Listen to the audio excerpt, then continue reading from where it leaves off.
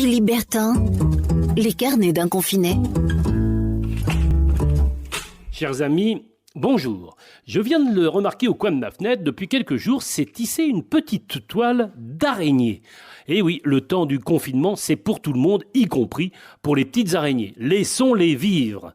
À propos d'araignées, j'ai lu récemment qu'on pourrait connaître un déclin des insectes de près de 80% sur les 30 prochaines années si rien n'est fait pour protéger la nature.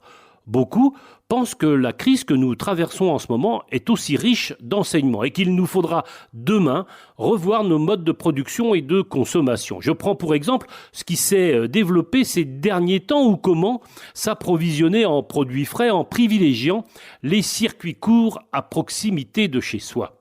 Coïncidence heureuse, j'ai reçu hier dans ma boîte aux lettres un livre que je vous recommande fortement. Ça s'appelle L'abécédaire de l'écologie joyeuse et c'est signé Éric de Kermel, publié chez Bayard Éditions. L'auteur nous incite notamment à revoir nos gestes du quotidien.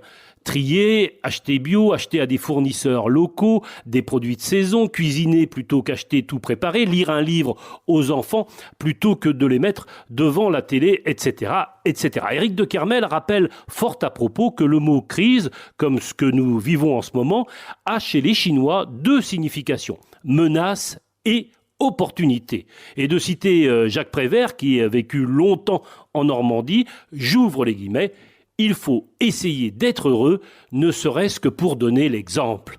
Morale de l'histoire, si l'écologie peut être joyeuse, faisons en sorte que le confinement le soit aussi. Allez, prenez soin de vous, portez-vous bien, lisez si vous le pouvez cet abécédaire de l'écologie joyeuse et à demain. Philippe Bertin, les carnets d'un confiné. Podcast by Tendance Ouest.